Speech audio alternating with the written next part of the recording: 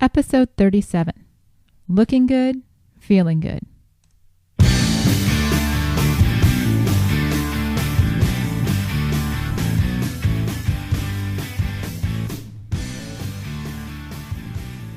Welcome back to One Extraordinary Marriage, where we talk about life, love, and the pursuit of intimacy. You're here with Elisa DiLorenzo. And Tony DiLorenzo. And this week we are going to be continuing our small group series, going through our book, Stripped Down, 13 Keys to Unlocking Intimacy in Your Marriage. Yep. We hope you guys are enjoying the first couple of classes we've had. We took the week off from the book last week to do our anniversary podcast on our 60 Days of Sex Challenge. And have to say, it seems like it really struck a chord. Yeah. With quite a few of you out there. Awesome. We have had a higher than normal set of emails and Facebook posts where you guys are sharing that you're doing this. Yeah. I know of at least 3 couples that are going for the 60 days. A couple of them are, we've had a couple emails from people that are doing the 7 days. Yep. And not just here in the States, but also internationally. So we're quite excited about this reaching international levels. I mean, we knew about that from when we did do the 7 Days of Sex Challenge, but there have just been some amazing comments about what you're finding, what you're experiencing as you're doing this. Yep. If you want to, connect with people that are attempting these challenges, log on to our Facebook fan page. You'll start to see in the comments there. Are there comments on the website, The One Extraordinary Marriage? A couple of folks, one couple actually posted in our announcement of the 7 days. Okay. So it's back there. It's back there. But and for those of you who are going, well, I don't know, should I do it? Should I not? If you're looking at the 7 days, we have it up on the site. We have the 7 days that we ran through in June. Follow each day. Go for it. Make it happen. Mm-hmm. If you're on the fence and you're not too sure, stick with us, because in February we're going to do our second annual 7 Days of Sex. Yeah. Feet under the sheet. Oh, you've already got a name for it. That just came out. Oh, top okay. of my I'm head. like, wow, we haven't discussed that. I like that. That's sort of cool. It's sort of cool. We might be able to work with that. But it's been exciting It to has hear been. in the last week since we podcast, just how many of you are saying, you know what, we want to try this. You guys are doing for different. I mean, we've got one couple out there that has even thrown down the gauntlet that they're going to try and beat our 40 days out of 60. Yeah, and when they do, they can come on here and talk to us. We'd love to hear about it. Hopefully, they can teach us a thing or two. Well, I mean, we kind of had that whole week of illness and migraines that sort of. Yeah. That was, not that I'm making excuses, but that was really kind of one of those. Yeah, that was derailments. That was a derailment of our efforts there, for sure. But for those of you that are doing this time of year, we would love to hear more of your comments as your adventure continues. I know, and don't forget, there are other couples out there that would love to hear it too. Share, because what you're doing is not normal, and that's sort of the cool part about it. And you're not normal, and you're breaking the trends. And I was going to say, I'd like to consider that it's creating a new normal. Couples, it's creating a new normal. It's couples that are saying, you know what, we don't have to be the stereotypical, sex once a month, once a week. We are going to, shake things up and make our marriage stronger by we're creating a new normal here, guys. Mm-hmm. We are. And, embrace it. That's right. Yeah. And share it. As you start to grow in that experience, share it with your friends, encourage them to listen to the podcast and get connected in this community where we do put intimacy in our marriage. That's right. First and foremost. So thank you. Thank you all for sharing that you're doing this too. It gives us encouragement that we're not the only ones who would do something like this. Yeah. Yeah. So what happened this week? A lot. We had so we had those last couple of weeks where we get on to the section. We're like, yeah, it's been kind of a mellow week. Da da da. Okay, well, not this week. No. And another thing we're trying to do too is we're trying to keep a little bit better tabs on what's happening during our week. So when we get behind the mics, we can sort of rehash it and not be like, oh, what's going on? So we do have some notes that we're starting to keep, just so we know what's happening. So It's my planning husband that came up with that idea. Yes. What do we got going on here? So Monday, man, it's just been a week of kids bickering. I didn't look on the calendar. We had a full moon. They just have been going at their throats this week, and it's been driving Elise and I a little bit nutty at times. And so we're still working. Understatement. We're working with those guys, and gosh, for all of you out there who have kids and know what we're going through, I'm praying for you, and please pray for us, because you know, the kids can have a huge impact on our intimacy and can really derail it and throw it into a tailspin. So it's just one of those areas that Elise and I are constantly working on, and I noticed when things are going on with the kids, it really takes us longer to get physically intimate with each other. I just feel that there's this time that needs to be spent talking, even if it's not about the kids. It just feels like we need to just sort of talk a little bit more, you know, let things out. Mm-hmm. So I don't know. That's all I got with that. That's all you got with that. Okay. Yeah. I mean, it's been a struggle. Mm-hmm. And, this is actually right before we came on the air. Tony very lovingly, shared with me how I'd been acting. Probably, I'll say the last few days, but it's probably been longer than that. And, just critical and negative, and in a very loving way, just said, you know what, we're starting to walk on eggshells around you, because we don't know when you're gonna blow, or when you're gonna, jump on us for doing something that's seemingly harmless. And I have to tell you, well, it's not easy to hear that. And to hear that he and Alex were praying for me during their prayer time. And actually, when I was praying with Abby tonight before bed, we were praying for me too, because this is something that I'm struggling with right now. And I share it with all of you for a couple of reasons. One, because we have a commitment to be transparent to you on this podcast, to let you know that we are not a perfect marriage. We are not perfect parents. I actually had a dear sweet girlfriend. We were talking about the podcast and what's been going on the last couple of years, and she's like, well, it just seems like when you talked about this, I was thinking you guys must have such a perfect marriage. And I'm like, oh my gosh, let me tell you all about the warts. Well, this is a big wart for me. And, it kind of goes in waves, and it does. Some days I'm not. Okay. I think sometimes I handle it better, and then it just seems to build up, and I seem to be in a rut where everything is problematic. Everything is wrong. Everything is it is negative. Yeah, and we're getting tired of it. Fair enough. Huh? Fair enough. And so, and I understand you're going to go through times that you're going to be a little more stressed out. I just don't understand what you're stressed out about. I don't even know if I have an answer to that. It's not necessarily that I feel an outward stress. Okay. I don't have an answer for that right now. Okay. I just have to say that it is something I'm working on. It is something I am incredibly conscious of. I mean, it actually came up in part of the sermon at church last night, and it is something I am trying to let go. Did you write that on the paper? I did. Amen. I did. I actually wrote down, since you don't know what the paper is, last night at church, Pastor Harry was talking about, those things that we need to let go of. And let God take control. Let God take control. And so he asked us on this cross, basically saying how at the cross, Jesus took all of these things for us and from us. Mm-hmm. And so he wanted us to write down whatever's trapping us, whatever is making us feel imprisoned. He was talking about Paul being in prison in Philippians. And so I did. I wrote down negativity, and I wrote down anger, and I wrote down control.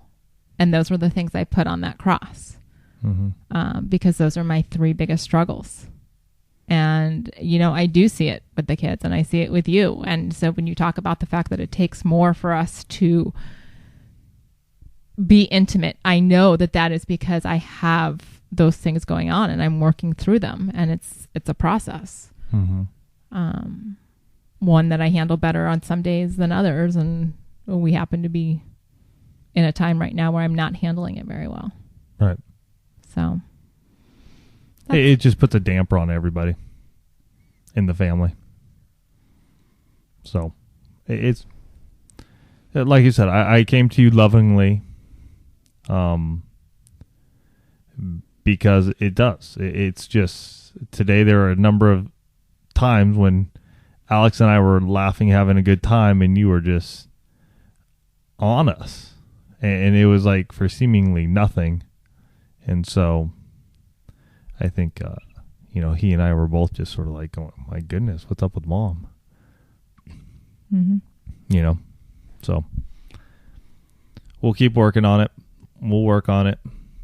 And so if you guys have issues or things that that are detracting you and derailing you from the intimacy you so desire, talk to your spouse. I mean, Elisa wouldn't have known if Elisa wouldn't have known if this was as big of an issue if I didn't confront her about it. And I wouldn't even say you were confrontational. No, I wasn't. I'm not confrontational. I mean, but I still confronted you. I still had okay, I see what you're saying. I still had to take action and approach you about it. And so, if there's something that's heavy and you need to start talking about it, start taking those steps, because it's only through those steps that we just continue to work through some of these difficult times. And, it's not like today we're having this talk or we're talking over the mics and it's going to just be all hunky-dory. I mean, it's not like, one can only wish.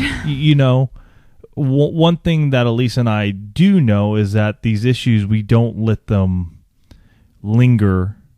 The conversation and being approached by our spouse doesn't linger for days on end. I mean, we talk about it, we hug, we kiss, and we start moving forward. And we hopefully are working together towards whatever one of us is going through. And so that's what I would say for those of you who are just sitting out there going, geez, I have this on my mind and I need to confront my wife. Or husband. And chances are, very much like me, when Tony brought this up tonight, I know it's a problem. And so I let him have his say, and I just listened.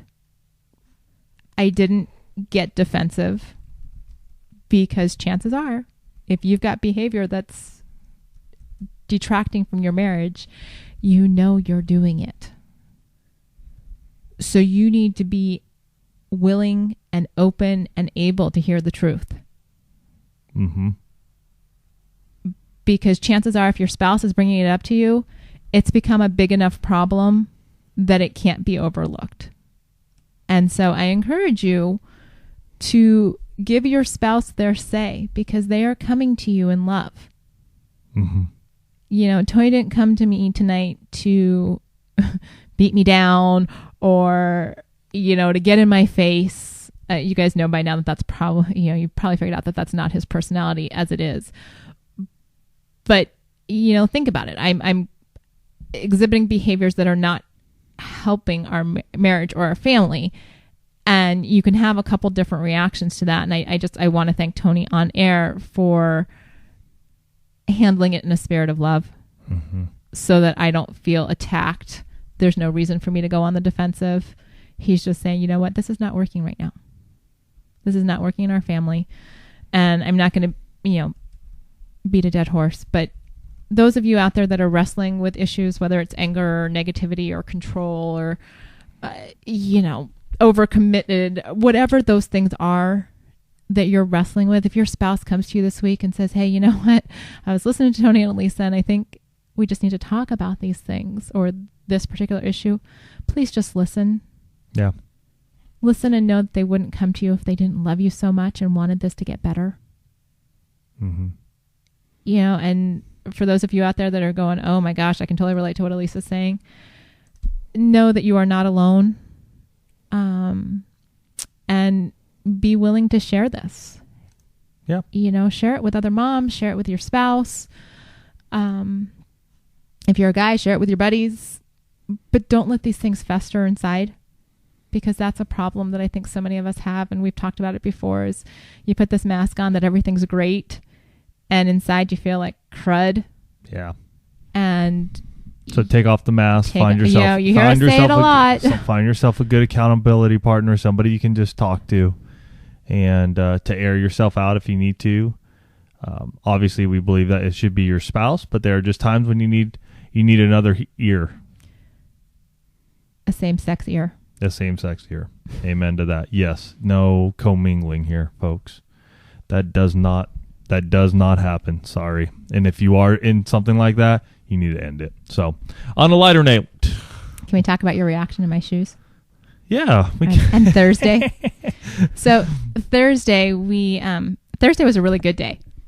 And did we have sex that day? No. Oh. It was a really good day without sex. All right. We have those. When did we have sex during the day? Friday. That was Friday? Wasn't it Friday? No, because you went to a dentist appointment on Friday morning. Oh, that was Tuesday. Oh, it was Tuesday morning. Yes, that was a good day. Tuesday was a good day. But Thursday was a good day too. Sure. We had an unexpected date day. Oh, that's right. We did. Hello. You've got the notes in front of you. I didn't read all that part. So on Thursday, it just kind of, I don't know, the stars aligned because one of Abby's friends asked to take her swimming after school. So we ended up not having her around for lunchtime. And so we got to go out to lunch together, which when the kids are home never happens. And so they're back in school. And then Thursday night was back to school night, and we carpooled with some very good friends of ours. And we were leaving, and they're like, want to go grab a bite to eat? How does this have anything to do with shoes? I haven't gotten there yet. Oh, okay. You lost me, so I'm hoping our listeners are still on with us. Sorry, I was talking about the unexpected date day. Okay. Unexpected, and then I'll get to the shoes because that's pretty funny. So we just decided, you know what? The kids are with, our friend's grandmother. All the kids are playing together. We're going to take an extra 45 minutes and go grab dinner. And so it was just a very nice, we got 2 meals, 2 dates. Yeah. In the same day. It was kind of crazy. It was fun. No sex, but 2 dates. We made it happen. I mean, lunch was one of those things where I was in the home office working on some stuff for a couple of the businesses, and we just said, you know what, let's go grab some lunch. And we tried a new little Greek place, a little bit from our place, actually closer than a couple of the other ones. But this was like a real Greek place, not Daphne's. Not a chain. Not a chain, and it was good. And the service was phenomenal. Unbelievably fast. I mean, from the time we ordered to the time we got our food, it was like 3 minutes. Yeah. I'm going to time them next time. I mean, it was so fast. It was so good. And what's that place called? The Greek Corner Cafe. Greek Corner Cafe in Carmel Mountain Ranch. Carmel Mountain Ranch, for those of you in the San Diego area. Great little place. And it was fun. I mean, we just had a wonderful time. I mean, we really did. We sat down and we just talked about some of our things that are just going on. Mm-hmm. And it's just weird. I mean, sometimes I think it's like the oddest thing about marriage sometimes. It's like you can have a day like Thursday where we're just having a good time. Everything is just, I mean, we had a wonderful lunch. The kids came home. I had to do my work in the afternoon, came back. We got everybody together, got them over to Matt and Belinda's, went to open house or back to school night. We had a fantastic dinner with them.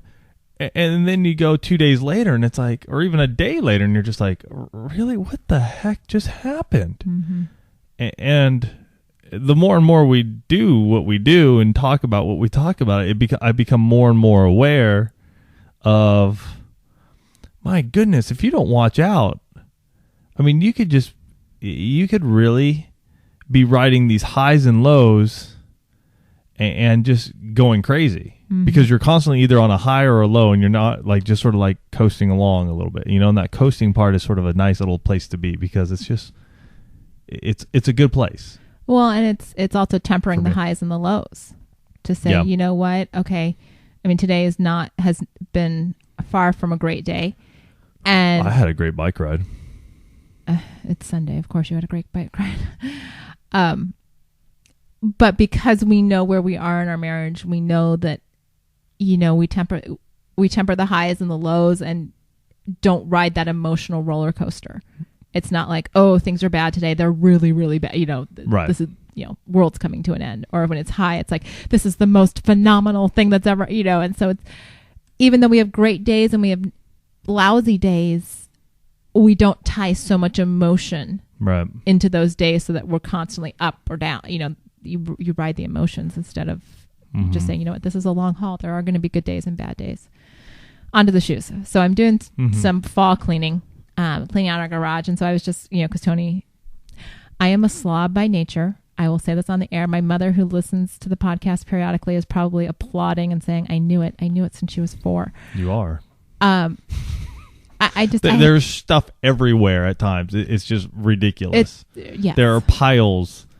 I don't even understand what the piles have to do with anything other than they all belong like in a trash bag and donated.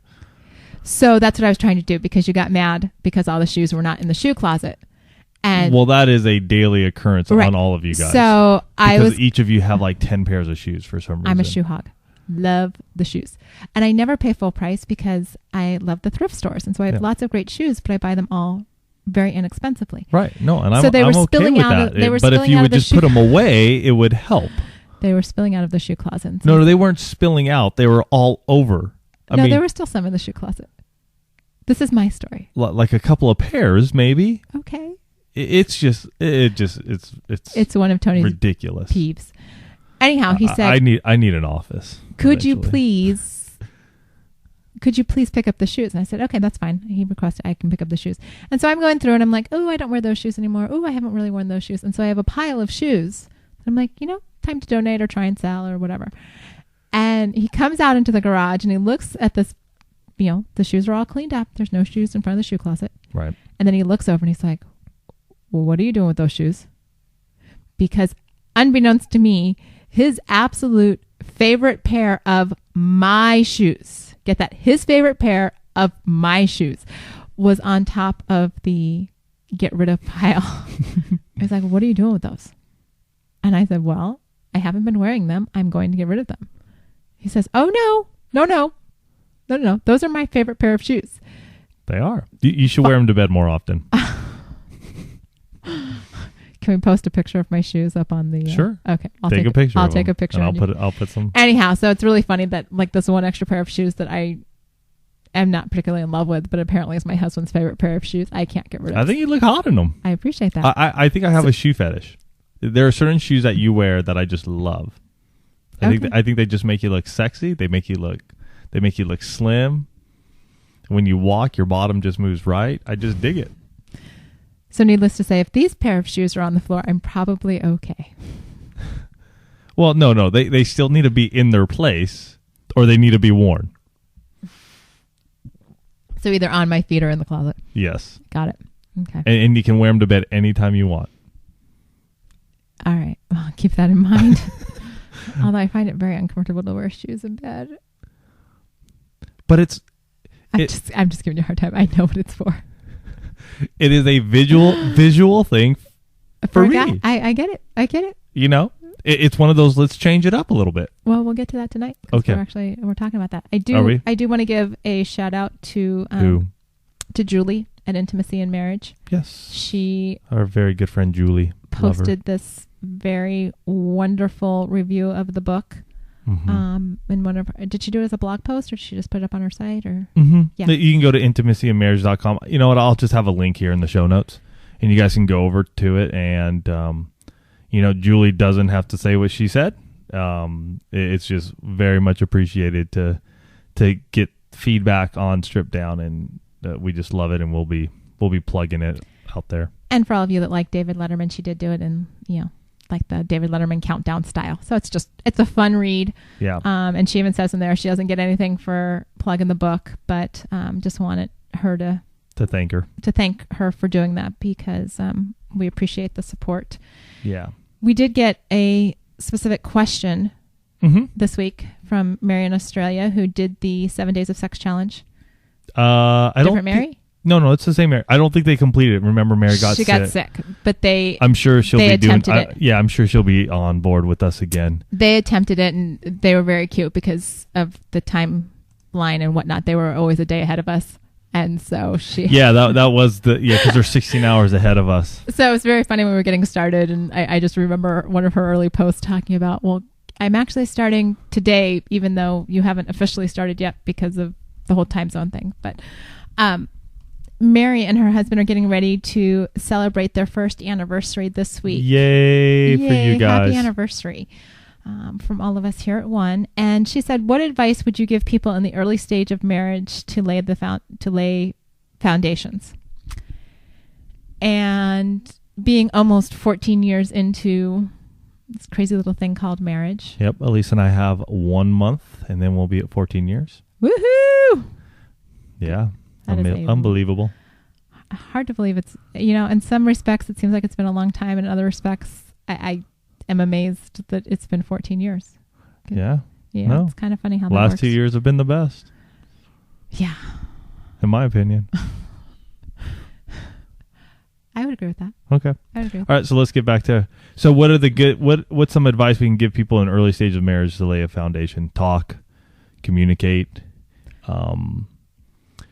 It goes to a lot of what we say. I think you have to make all of the intimacies a priority.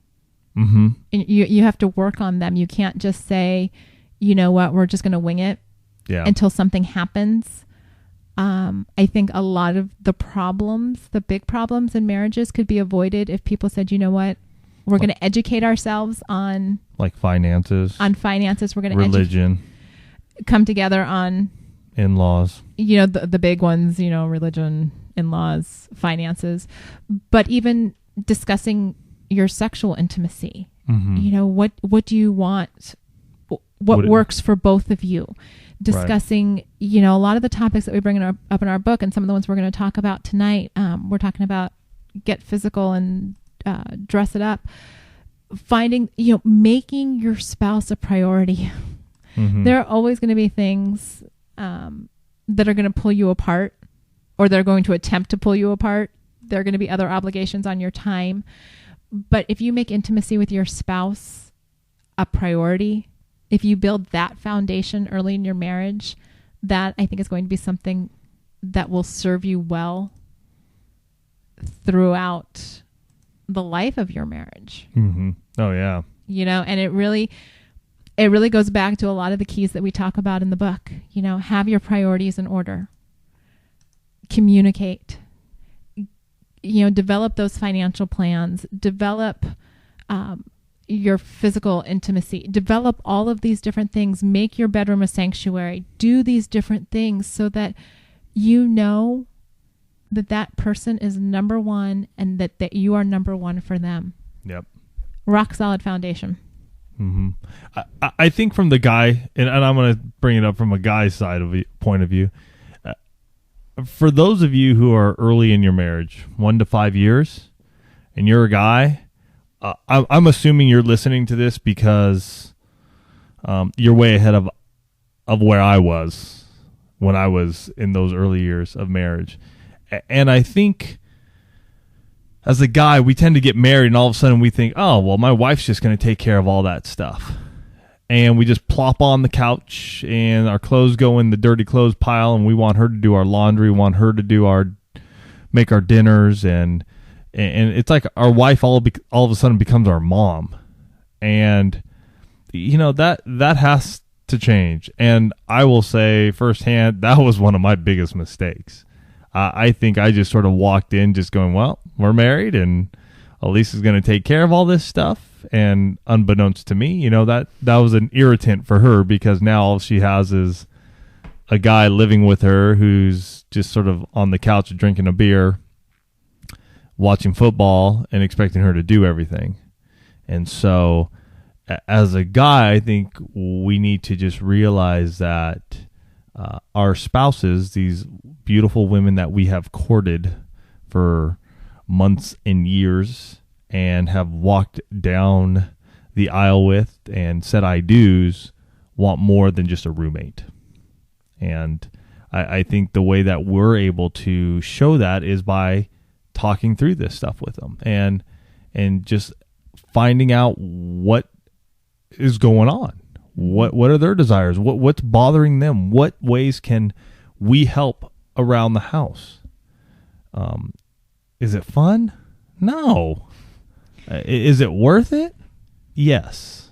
I mean, if you want a marriage that's going to last, you're going to build a strong foundation. You're going to be truthful. You're going to be honest. And I would hope if you're early in your marriage, man, you're not making the mistakes that Lisa and I did about lying to each other and holding things back. Man, just I would attack these things now. And if you need help or you need somebody in between you while you're talking through some of this stuff, again, Elise and I always say look towards counseling. Mm-hmm. If you're not comfortable within your own church, seek counsel outside of your church. You guys know that Dr. Corey Allen sponsored the last 2 episodes, and he is always available for that sort of stuff. So to me, it's a lot of it has to be the communication in all forms of intimacy, because it's not just one. For us guys, it's sometimes all it's about is sexual, and we really need to be honing in on the emotional and the intellectual. I think a great way to break out of all of them is by being in your recreational intimacy, by just doing something fun together, even if it's walking. I mean, raise your heart rate up. Get out there. Exercise together. Push each other a little bit. Go after a goal together. Sign up for a 5K or a 10K that you guys can do together. Be a team together. Be proud of yourselves. And while you're going through it, you're encouraging each other and helping each other along. And guys, don't make it a competition. I've done that too. And that's not good. It's not fun. So, it's not fun. Man, that's been our week. It's been a hell of a week. And then we had a great church service last night. So, yeah, it's been a good week. I think we better jump into our book, though, now. Well, you kind of started talking about it, though. I did. With the whole, get out and do something together, get take a walk, do something physical. And that's actually where we're going to start tonight with Get Physical. It's chapter 9 in the book. And this is talking all about recreational intimacy. And we put this chapter in the book. It is the only one that deals with recreational intimacy. It's one of those areas that I think oftentimes gets overlooked. Oh, yes.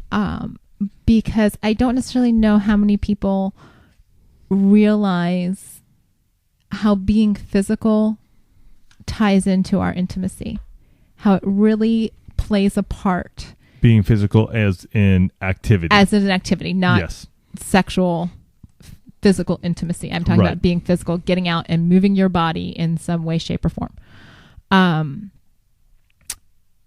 I guess it's about 2 years ago now that I started Taekwondo, just about 2 years ago. And prior to having kids, Christmas of 1998, I was never an athletic child. Little backstory. Never, I played a couple years of t-ball, but that was about it. Tony and I met. We did a little hiking that first summer. Just wasn't very physical. And so the Christmas of 1998, I got the hiking themed Christmas.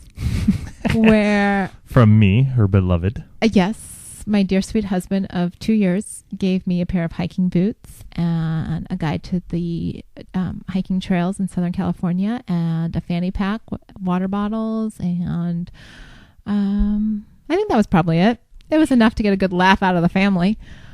But we started hiking and did some amazing adventures over the next couple of years here in Southern California. We went up to the Sierras. Got you out of your comfort zone. Totally got me out of my comfort zone. And, I was quite uncomfortable on a lot of those hikes. Partly because it took us a while to learn how to lighten our backpack load. So we were carrying entirely too much. But I accomplished some things doing that I would have never done if Tony hadn't pushed me to do them. I mean, we summited the 3 highest peaks in Southern California together. We had days where we'd go out and we'd hike 20-mile days. I still remember doing that one in Cleveland National where we came back. And I just remember sitting in the Carl's Jr. afterwards, just like stuffing our face because we couldn't believe we'd done. Oh, that long hike. That was that night, or that was that hike when we lost the trail. And remember it, and you were stepping through. No. This was a day hike. Oh, that was a day hike? That was a day hike. Do you remember the one with all the rattlesnakes? Yeah, I tell that story quite a bit. So I actually told Alex about that tonight. Oh, he's going to ask you about that. He's going to ask me about that. That was a crazy one. We lost the trail. Well, we were hiking after we had an El Nino year. Right. And so the trail was overgrown in some spots. Well, yeah, but I don't think they had been maintaining that trail either. Mm-hmm. And so as we're climbing up this ridge, we're trying to get to this ridge, and I'm just like forging ahead, and I'm like, come on, Elisa, you need to get moving. And she takes this one step, and all of a sudden rattlesnakes just start going off. Yeah. And I'm sitting maybe, 20, 30 feet in front of her. Higher up. Mm-hmm. And I'm not going to go down because I don't really want to get bitten by a rattlesnake. So I'm standing up high on a rock. I think I was on a rock at one point. You were up above me. And I remember just sort of going, okay, honey. And Elisa is just like I'm petrified. I mean, she is just like frozen solid, doesn't want to move. And I'm trying to coax her to just keep on walking towards me. And every time you're taking a step, remember, like another rattlesnake would start rattling. Yeah, I was like, okay, I've got to figure out how to get away from these guys because I couldn't see them. Yeah, and I know there were a couple.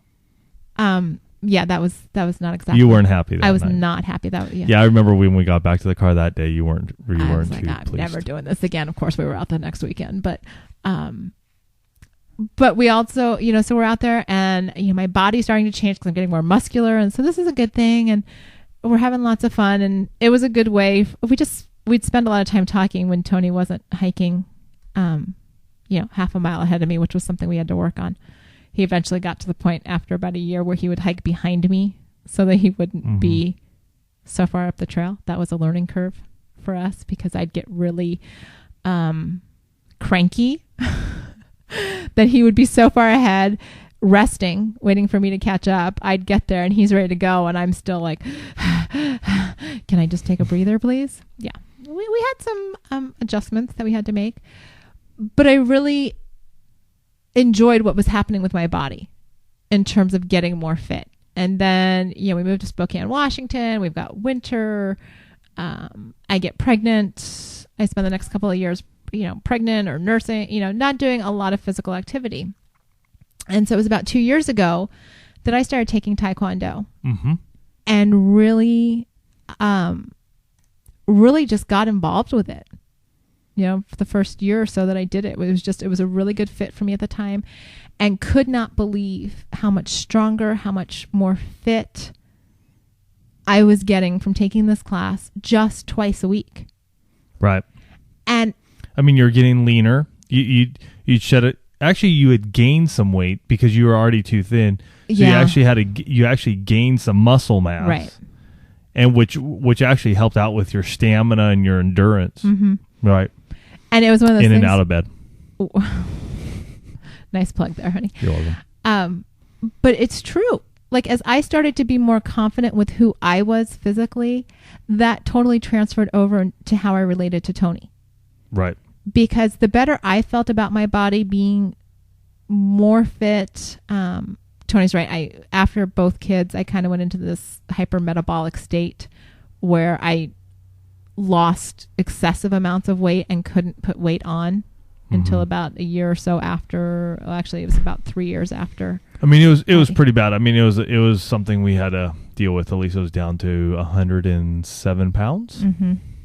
So for a 5'7", 5'8" frame, it wasn't good. It was so bad that I was having people tell me they were cutting me out of pictures because I looked so emaciated. It was bad. It was bad. And I mean, in all honesty, sexually, it was sort of gross too, because it was just like skin on bones. Yeah, I mean, it wasn't good. It wasn't good. But that had nothing to do with exercise, because you weren't even exercising. No, it was just a weird metabolism thing. But as I started to do the Taekwondo and I was putting this muscle mass on and getting more fit, feeling better about myself, all of a sudden I felt more attractive. Mm-hmm. And I think I acted more attractive. And so it was one of those things where I started to realize that, you know what, if I put the effort forth, I'm going to, and this is all about me, I'm going to feel better about myself, which directly impacts how I relate to my husband. Right. So, ladies, I'm going to speak to you because Tony's going to talk to the guys. I am. Are you saying that as a question, or are you saying that as a statement?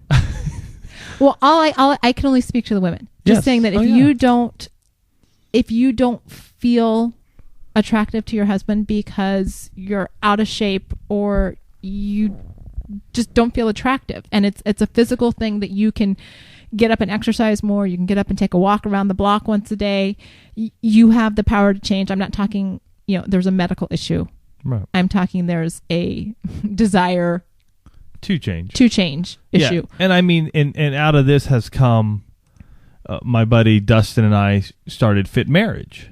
Right. I mean, this all came out of this because we're, for those of you who don't know Dustin, he does engagemarriage.com. Great guy, fantastic writer, love his stuff. And we were talking about how he and I have met so many wonderful folks, but one thing we're realizing more and more, that many of you are like us. We're busy married couples, and we have kids, and we got jobs, and we got businesses, and the last thing on our list is our health. And if we don't have our health, we can't expect to live a long, prosperous life that God wants us to lead. Right. And so Dustin and I started developing Fit Marriage, which is, 30-minute hardcore workouts. I mean, we have a full program that's 12 weeks long, and you build from phase to phase, but it's something that you can do so you can start shedding the weight, trimming the inches off the waist, making you feel better. And it's one of those things that you can do with your spouse. Mm-hmm. And right now we got a test group going, and they're having a blast. I mean, people are losing weight. They're doing exactly what Elisa's saying, both men and women, husband and wives. They're losing the weight. They're having a good time. They're feeling better. And as we continue to work with them, we just see how it's just starting to transform how they interact with their spouses. And it's really cool to see that. And, it's something that I've been in love with for years and years. Well, and I think it's important too that both spouses put a value on their physical well-being. Mm-hmm. Because let's face it, you want your spouse to be around for as long as possible. And part of that is being physical. We right. have this body, we need to use it. We spend so much time now, most of us, I mean, Tony's the exception because of what he does, but most people spend a lot of time sitting in front of a computer, going home, sitting in front of a TV. And so there are parts of our bodies that just don't get used like they're supposed to, or like they used to. Right. And so if you take 30 minutes together, a few times a week to go for a walk around the block, or you say, you know what, we're going to go hike on Saturday together, or we're going to take a bike ride, or we're going to go canoeing or swimming, whatever it is that you guys like to do. And hear me out here. You don't necessarily have to do it together. It's one thing to do it together. But one of the things we talk about in this chapter is that part of being physical and keeping yourself in good shape is that you might not necessarily like all of the same things. Right. So if there's, like Tony, Tony would never do Taekwondo. No. I won't say never, but I can't ever see you doing it. No. But he encouraged me to do it because he saw the benefits of it. Right. I no longer do it because life has changed, but I mean, but we're doing the fit marriage. We're doing stuff the fit together. marriage stuff. I mean, again, it's not every single session, but we're doing it. Just physical fitness as a whole is a priority to us, and to get in 30 minutes, 3 times a week, which is what the fit marriage plan is to me at minimum, minimum. Tony's got our daughter learning how to do, the tree pose and yoga and downward dog and sun salutation. Yeah. She's so cute. She gets right in there and she's like, I can do it better than you, Dad. And she did this side plank today, and she just stuck it and held it and held it and held it a little longer. Yeah. So and the big thing is to find something that you guys can do together, even if it's once a week, once every couple of weeks, but find an activity that you truly enjoy. Find an activity that you're so passionate about, you just enjoy doing it, and you're able to share it with your spouse. Again, you got to make sure it works within your family dynamics. Cycling, I've talked about before, is a huge part of who I am and what I do when it comes to physical activity, and it's something that we've made work in our family. And Elisa I do not cycle. Does not cycle, but Elisa is very supportive of my cycling endeavors. But it's one of those things when we're talking, if there's too much going on, I will shorten my rides. I have been known to get up at 5 a.m. to get on my bike to go do a 2-hour bike ride, just so I can get it in before everybody is awake. In the winter months, I'll be in the garage on my trainer. So you have to make some concessions too if you're the person who is, I guess, overt. Well, and physical fitness. We've had to negotiate this, right? And we've, because there have been times in our marriage where Tony's been incredibly over the top, overzealous about his bicycle riding. And while I appreciate it on a number of levels, one, I know it's an incredible mental release for him. I know it keeps him in the phenomenal shape that he's in, which, little vanity here. I like the fact that my husband is in great shape. And I look hot.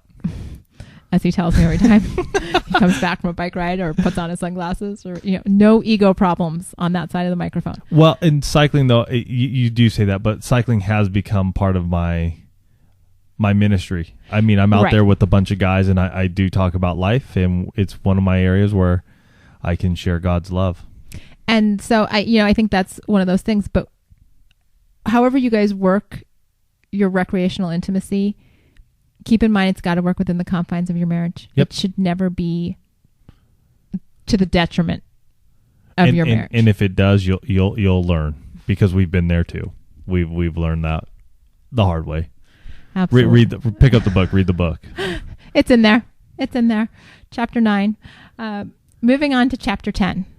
Dress it up. And this is a physical intimacy chapter.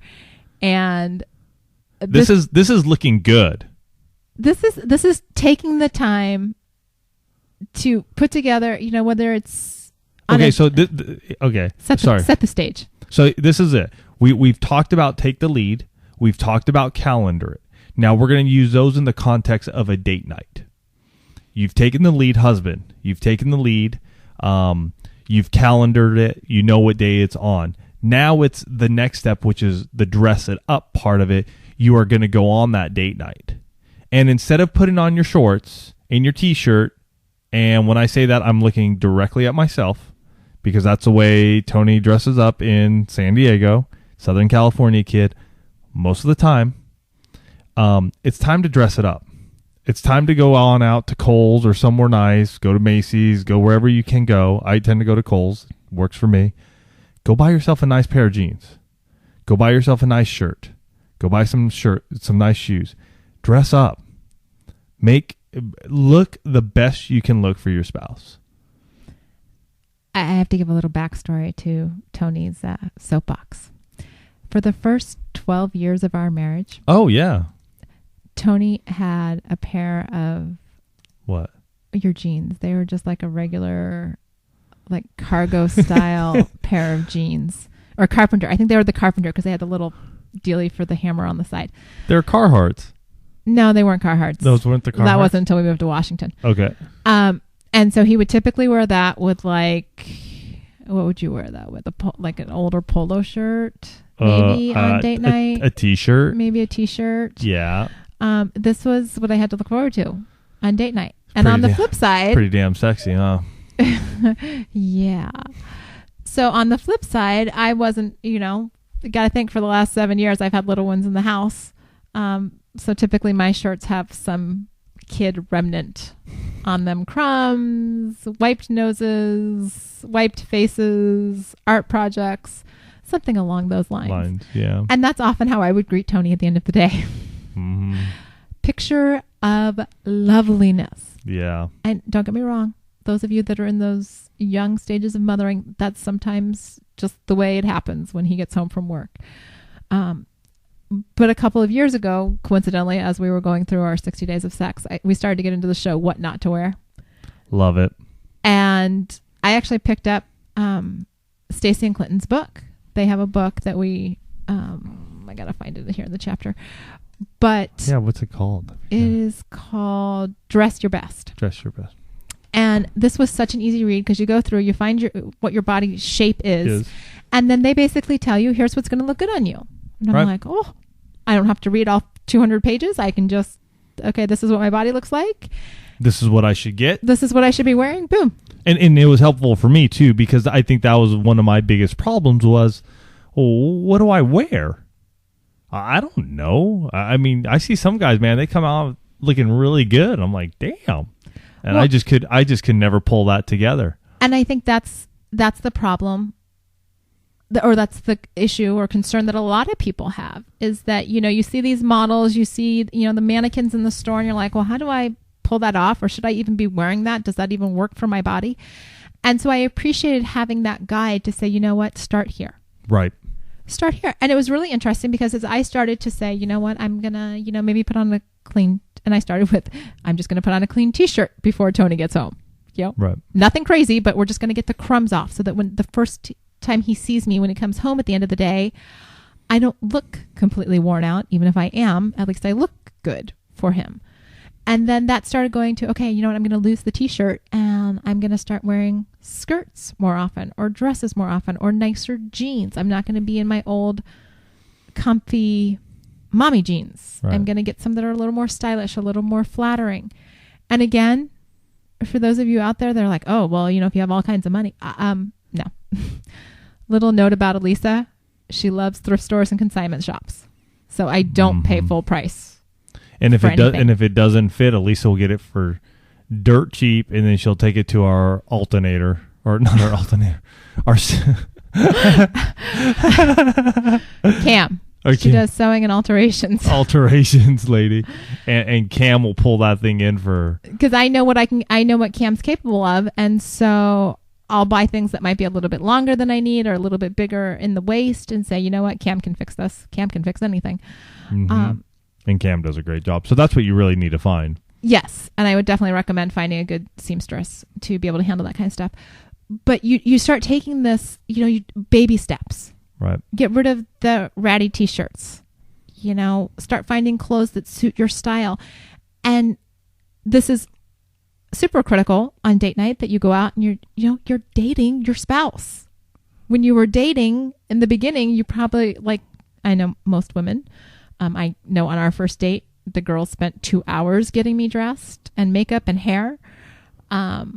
You invested that time to look phenomenal for your date. You're like, oh, I'm going out with her. I gotta, and I'm going out with him. I gotta, hair and makeup and the clothes. Well, just because it's been a few years of marriage doesn't mean that they wouldn't love to see you again, looking like that again. And it's possible. Mm-hmm. It doesn't require a lot of money.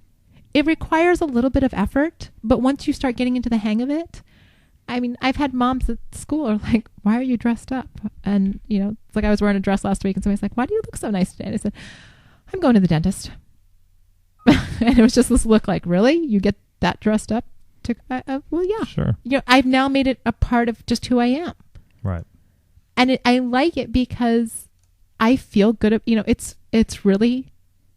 First and foremost for me, I like the way I feel when I spend the time to look good.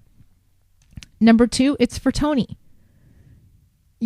I like the way his eyes light up when I'm dressed in something that he likes. I can tell when I put a little time into it and he's like, "Ooh, I like that shirt," or, "I like the way those jeans hug your bottom," or whatever it is. And so I started doing this, and a completely unexpected byproduct of me investing in myself was that this guy, who I think probably in the first 12 years went shopping for clothes maybe once, maybe twice. Sure. I think didn't go much, babe. Yeah, I mean, it was less than a handful in the first 12 years. Actually went out on his own to the store to buy clothes. Right. Well, again, the book by Stacy and Clinton was a big help because I could find, okay, this is who I am. This is what I need to buy.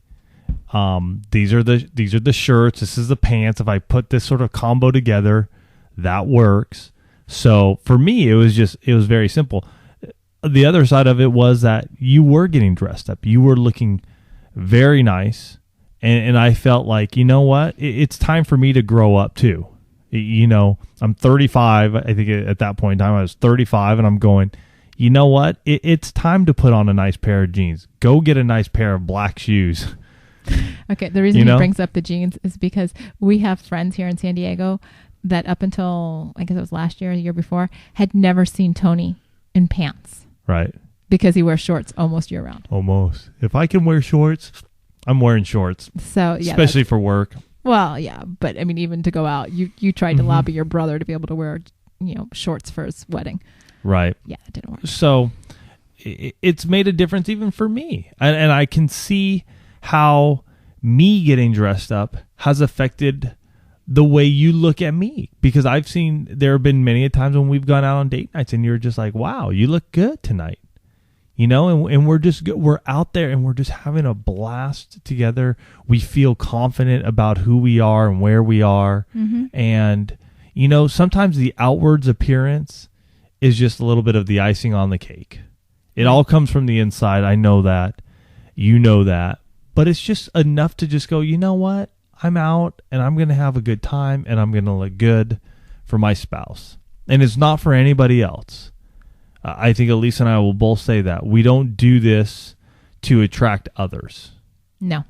We may get looks from others, but it is not the intent of why we're doing this. The intent for us to dress up is for each other. Right. And that's a key component there. One of the things about getting dressed up too is go through your closet, and I'm just going to throw this out there. If you've got stuff that you haven't worn 6 months, stuff that doesn't fit, gone. If it's not even remotely close that you're going to fit into it again, get it out of your closet. Gone. You know what? There's a rescue mission in your neighborhood or in your community. There's a Salvation Army. There's a Goodwill. There's many organizations. There are folks out there that don't have clothing, that don't have shoes. Give it away. Give it away. We talked about serving our spouses many episodes back. You know what? By just giving that stuff away is just by serving our community. Mm-hmm. So sometimes the transformations that we go through can also bless others around us. And I'll tell you, sometimes those are some of the best things you can do. Just get rid of it. I mean, I just went through my closet and just looking at some T-shirts. Oh, this one has sentimental value or this and that, It's just like, who cares? There's probably somebody out there who has a ratty T-shirt that I can give it away. Make a care package. Well, I'm sitting here in the garage, and I just went through my closet yesterday. I probably have 20 items hanging up out there that I pulled out, things that haven't worn, probably not going to wear. Just don't need to hang on to them, So it's been, we have to pick a winner. Oh, yeah. You're messing with my mic. Oh, sorry. Are you there? I'm here. Okay. You guys know that we've been doing this weekly challenge for commenting, giving us feedback. We love hearing from you. We still have a couple more weeks of gifts to give away. And who's our winner this week? So this week, here's the email we received, and I'll give the name. So, hi, Tony and Elisa. I just want to let you know that my husband and I have been doing the 60-day challenge for 2 weeks now. And we got this 2 days ago. So September 3rd, we got it. and we've only missed 3 days due to exhaustion. We know that. We've been there. That's awesome. My husband is a teacher, high school football coach, and driver's ed instructor. He's a busy dude. And we have found game night to be the days we are having difficulty with.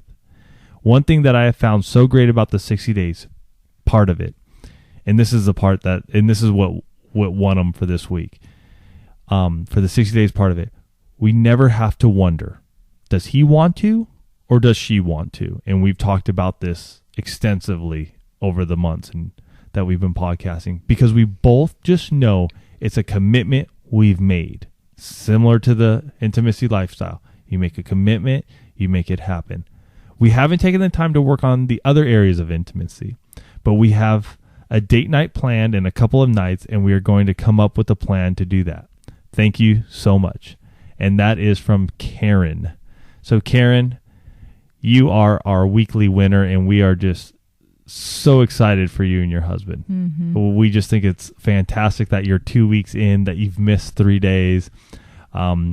We've been getting some other correspondence with them, and it sounds like they are doing wonderful. So, Karen, make it a point to get in touch with Elisa or I. Elisa don't we have their address? Didn't they buy a book?